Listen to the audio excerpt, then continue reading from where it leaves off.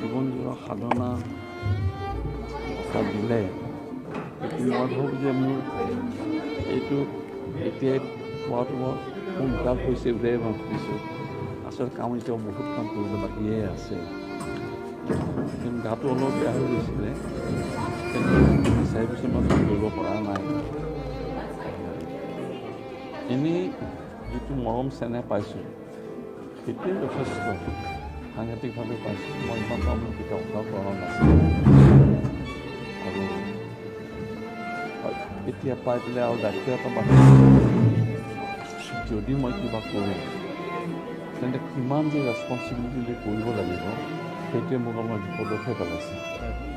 কাৰণ ইমান ৰেছপনচিবিলিটি ল'ব পৰা মোৰ আজিকালি মেমৰিও অকণমান গণ্ডগোল হৈছে, আপোনাৰ দেখুৱাইছে।